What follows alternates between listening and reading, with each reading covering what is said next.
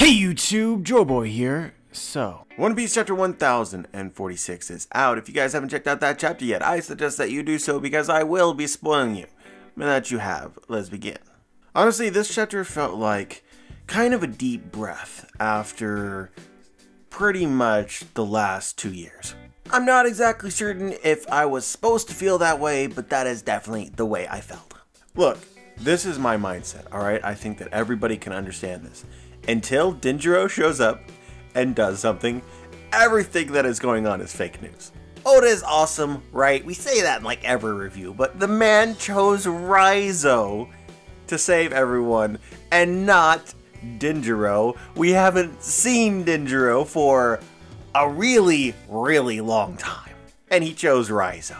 I've got nothing against Raizo. I think Raizo is pretty cool. His powers foreshadowed from long ago. What he did in this chapter seems very realistic and also very cool. But Denjiro was literally the most hyped thing maybe 70, 80 chapters ago. And since the war, since he fought Sasaki, where the hell did that man go? Right, I know that he had a small moment whenever Odin appeared, Conjuro Odin appeared, but like, come on. Oda is trying to make us think that this battle is about to end. That is like the feel of the chapter, right? You have the danger of the fire of the island. It's about to explode or not. We're going to get some resolution of that. You have Luffy versus Kaido. Kaido's now running out of juice. Big Mom is off the island, right? We are preparing. It would be very easy for the arc or the battle. Obviously, we're excited about what happens after the battle because of the state of the Straw Hats and other things as well. But the battle against Kaido seems about to be imminently over. But until Denjiro does something, it's fake news. Fake news. You're not gonna hype up this man up into the stratosphere and then have the actual battle and have him do essentially nothing. Nope, nope, nope, nope. Not buying that for one moment. You know, real talk, I feel like the most appropriate way to speculate about One Piece right now is to take whatever you think that Oda is suggesting, you know, like what it seems like is probable to happen, and then have the exact opposite thing occur. I feel like that would lead to more success than the other way. What seems most unlikely is more probable than what seems straightforward. You guys think I'm joking, but I'm not. So with this being established as my mindset, we see a chapter where it just feels like everything's coming together. Kaido losing energy, his clouds are going to dissipate. We have a moment where Yamato talks to Momonosuke, you gotta master your powers. So, yeah, you know, Momonosuke is gonna master his powers. He's gonna save the island before it falls. The flood, which could be very deadly, right? Like there's this wave of water that's going through the cave. Great, you've dealt with the fire, but also people are now drowning. But this won't become a water park where everybody is just flooded out of the island and falls to their death. All the good, none of the bad. Luffy, who's hanging on to life itself by a finger width, is going to have just enough to defeat Kaido. And Zoro, you thought that he was dead, but he's still alive. It seems from this chapter, Franky has confirmed that Zoro is still alive. Franky is going to, in the nick of time, get Zoro to Chopper, and then Chopper will use healing magic to save him. Everything that could possibly go wrong, literally everything, won't. And it'll be over soon. That's what some people want. They want it to be over soon. This is exactly what they want. They see the end. The light at the end of the tunnel is pouring in. We're here. But you have yet to consider the rule of Denjiro. Till he shows up, it's fake news. But anyway, enough silliness. You know, everything that I've said here is in jest, but also kind of not really. That's how I felt about this chapter. I felt like it's too easy. I can't necessarily explain why I think that, but it just felt that way to me. The chapter begins and we have concern about the fate of everybody in regards to the fire. People are trapped, they're separated, they don't know what's happening to other people, they don't know how to solve the problem.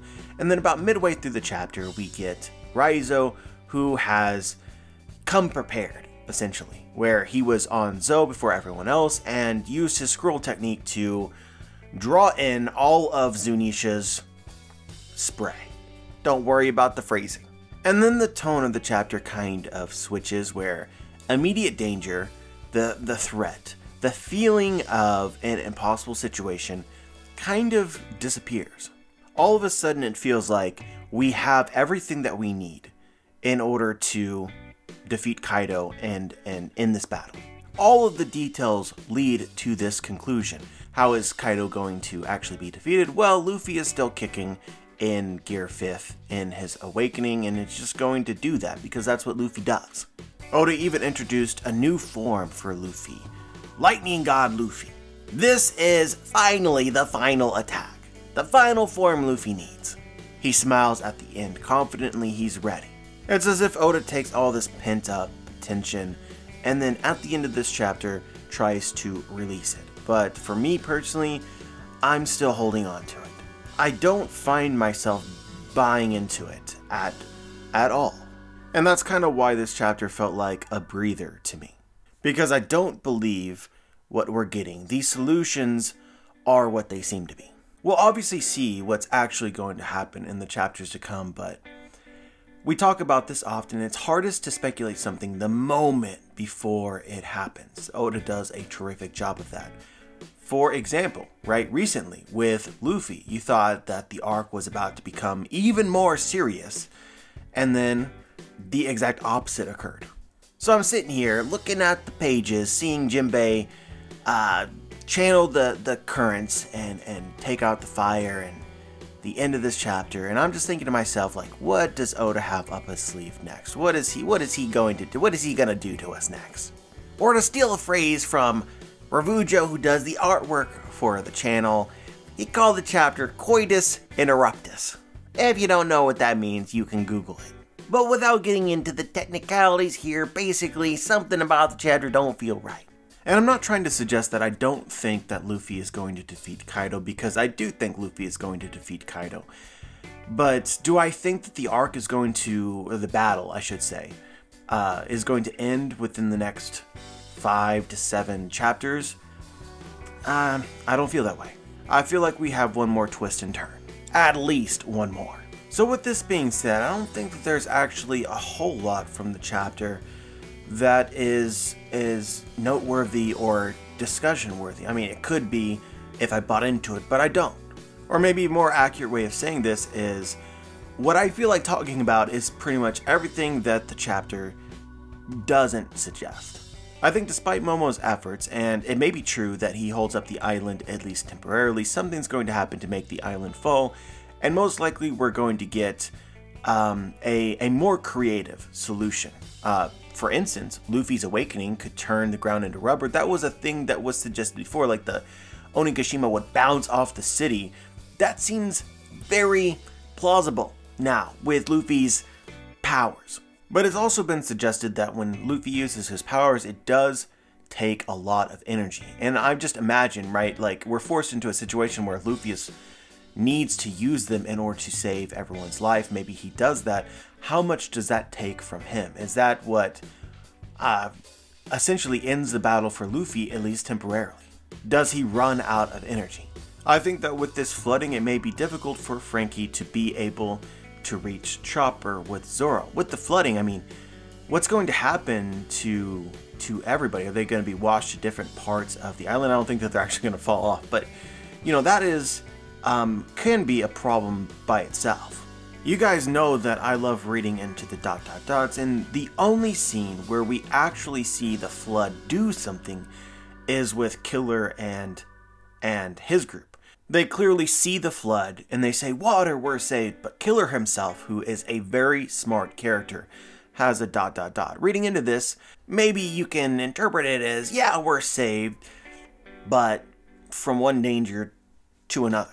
I still haven't given up on Ghost Piece. Yeah, this is the moment where it seems like Ghost Piece is the least likely. But until we get through this arc, I'm not fully buying it, because Oda, yeah, he's done this too many times for you to ignore the possibility that this is the moment right before something crazy happens. And yes, I also still think that there's some potential that Law's ability, the perpetual youth surgery, is still in play. I also thought Jinbei had an interesting line. "Go, flood every corner of the castle. please don't be too late. It puts in this idea in your head like, well, it's possible that the flood is too late. Now, to save most of the people, I think most of the people are going to be fine, but, I mean, well, how many people have already died? That's a question in and of itself. But like with the bombs that we know still exist at the bottom of the castle, they were frozen by Yamato, but ice can be melted.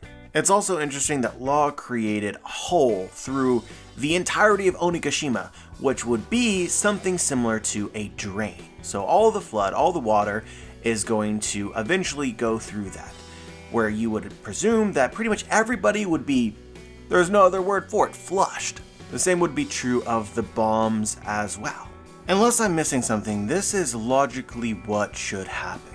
And also interesting here, potentially, is that Jinbei may not know about Law using his powers. I need to go back and reread, but that's a possibility. So either Oda forgets about this, or has a solution for this, or everyone gets dropped down, you know, from 1,000 meters in the air, with bombs that are likely to explode onto the Flower Capital. It's actually pretty horrific. Of course, knowing my luck, this will be what I choose to focus on. This is the discussion that I have, and then next chapter it's like, oh look, everyone's saved, Kaido's defeated, right? Well, let's talk about some other things. We have a short scene with Zunisha where she says, how nostalgic, that rhythm, Joy Boy. Hey Joy Boy, it's as if you're right there. How exhilarating. This all feels like fate. I can't help but think that we should put our faith in this boy. We've been looking for various ways in which Luffy's Devil Fruit could have additional powers, and so this may be related to that. I can't help but think that we should put our faith in this boy. It's something that characters have done throughout the story, and I just wonder if the Devil Fruit plays a role in that. And this leads into another thing that I see a lot of people talking about. Kaido says, who the hell are you? And Luffy says, who, me? I'm Monkey D. Luffy, the man who's gonna surpass you and become king of the pirates. Reading into this, it is as if Oda is sort of establishing here that Luffy is still Luffy, which has been a discussion since his Devil Fruit awakened. Is this Luffy? How much of him, of his actions is the Devil Fruit? Like, you know, he's Joy Boy, but like, what does that mean? It seems like Oda is providing a very subtle answer. Luffy is still Luffy. At the same time, I still have some questions. Some people are very definitive in this, like, see, it's Luffy. There's no Joy Boy, it's just Luffy. Well, I like to think about it like drugs. Like when Luffy awakens, it's very clear that his powers have some effect on his mentality, because before he was awakened, there was more stress. It seemed like Luffy was less carefree. After he awakens, he's just joyous, bouncing around, smiling, laughing. It felt like a change in mood. I know it's not entirely true because Luffy was smiling throughout the battle, but still, it's taken to another level. Without getting deeply philosophical with you guys, I just think that things which change your mood kind of change you. Yes, you're still you, but are you the same version of yourself? For instance, take Joy Boy, me, okay? Most of the time when I make reviews, I am sober. So let's just say that I have a review in which I'm just plastered, right? Plastered drunk, I've been drinking all day, and I provide a review for you guys. I'm telling you, it would be very different. Bet you wouldn't say the same things. Bet you I wouldn't act the same way. Is it still a Joy Boy review? Well, technically yes, because I am Joy Boy and it is a review, but it is so different. It would be so different that it's like, not really. It's like its own thing now. So this is my mentality with Luffy's awakening. Yes, it's Luffy, and Luffy still has his own self-identity. He knows who he is, but he also seems different. The Devil Fruit is potentially changing the things that he would do. Maybe mostly in small, inconsequential ways, but still. And speaking of Ghost Piece, the dialogue after this is also really interesting. Kaido says, I've lost a lot in this war. My men, my castle, everything I've built here. Which is very true. And then he says, but I suppose the same is true for you, huh? And Luffy says, I'm not through yet. I'm taking back everything you've stolen, no matter what. So it makes me think, like, what are the things that Kaido has actually stolen from Luffy? Now, there are some things which seem to fit thematically with the arc that will be relevant to bring up later. For instance, Kaido has been stealing all of the food from Wano, the health of Wano. Kaido has stolen that. and Luffy is definitely going to get that back and give it to the people. That is something that's going to happen. But is that Luffy's thing that he's stealing back? No, it's Wano's thing. And even if Luffy might look at it as, yes, it is, you know, you stole it, so I will give it back, I don't see why Kaido would equate that to what Luffy has taken from him. Luffy has taken far more from Kaido than Kaido has taken from Luffy. In fact, and you can correct me if I'm wrong, I can't think of a single thing that Kaido has taken from Luffy except for the lives of his allies. So that's how I interpret this dialogue, where Kaido says, but I suppose the same is true for you, huh? He's talking about all of the lives that he has taken. Straw Hats and allies and friends. And Luffy responds, I'm not through yet, I'm taking back everything you've stolen no matter what. So it makes me think about Edo Tensei, just brutally honest. The dead somehow coming back to life. And to sort of illustrate this point, we have that panel talking about the things that Kaido has stolen from Luffy, which these things are unclear. But immediately after this, we see Luffy coughing, and then Kaido says, for fumes to reach up here, the whole castle must have gone up in flames. That means thousands of your men are trapped in the inferno below. They're going to roast to death. Your men. Kaido is stealing Luffy's men. And the last thing from the chapter itself that I felt like was noteworthy actually came from an editor's comment, where they said at the very end of the chapter, taking the future into their own hands. And Luffy, of course, at this time has become a lightning god and has literally caught lightning. The editor's note, it appears to me, is revealing how Luffy accomplished this. Luffy can grab anything with his powers in some way, however it works, he can grab anything, but to catch lightning required future sight. Taking the future into their own hands. I thought that was insanely cool. But I do wonder if Oda is trying to say something, or there's some kind of foreshadowing here. Because you'll know, right? Luffy catching lightning, very interesting. Very similar as well to Luffy grabbing water. You obviously don't need future sight to grab water like you would with lightning, but there's just, you know, is this important? And finally, the last thing that I want to talk about from the chapter isn't from the main chapter itself, but the cover story, which has inspired a lot of discussion and hype. Because we see the Germa 66 cover story, Chocolate Town with the Big Mom Pirates, and two figures have appeared, silhouetted in shadow. Pretty much the only idea that I see floating around, or at least the main idea, is that the Blackbeard Pirates have arrived to Big Mom's territory. We followed Blackbeard earlier in the arc, and it's very vague and mysterious, but they're going to go do something, and many people at the time speculated that they might choose to attack Whole Cake Island in order to get Big Mom's poneglyphs, which does make a lot of sense. So with that being a very popular theory in the past, and then here in the cover story we have shadowy figures, a lot of people say, aha, the Blackbeard Pirates. Although it's worth noting that if it is the Blackbeard Pirates, they didn't send everybody, because there's just two people. So it would be, if this is true, then the Blackbeard Pirates basically split up and accomplished many things at once, which I'm not opposed to.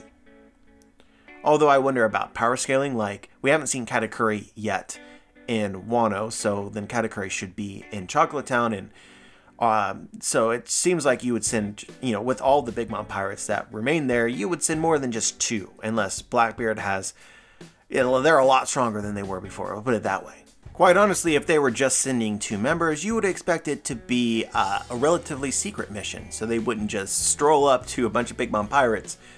They would instead try to be stealthy, steal a rubbing of the poneglyph, and then leave while Big Mom's defenses are down. But rather than believing this to be the Blackbeard Pirates, I actually don't think that. I think that this is probably Reiju and Ichiji. One of the shadows appears to be female, or at least is wearing some kind of high heel. They're both wearing capes, that's a thing of the Vinsmoke. Obviously they're not wearing their bouncy shoes, so clearly they're not wearing their suits yet, but we know that they can very quickly.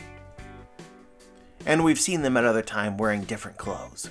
And I think that it's fair to speculate that they would have reason to want to retrieve their siblings, especially because of Sanji, what they saw Sanji accomplish. And the last that we saw of them was near the beginning of the the cover story where the title was Judge Size. So it's also true that they appeared in Chocolate Town, exactly where Niji and Yonji were just moments prior, as if, you know, it's not the Blackbeard pirates looking for Big Mom stuff, it's the Vinsmoke looking for their siblings. But yeah, that's pretty much what I had to say about this chapter. I thought it was a good chapter. I don't want y'all to think otherwise, but I have a hard time believing what we've got in this chapter is as what it seems to be. But we'll obviously see. As always, I'm curious as to what you guys think, whether you noticed something from the chapter that I might have missed. Just share your thoughts. Like the video if you liked the video, dislike the video if you disliked the video, subscribe if you want to be notified for my future content, and as always guys, have a wonderful day.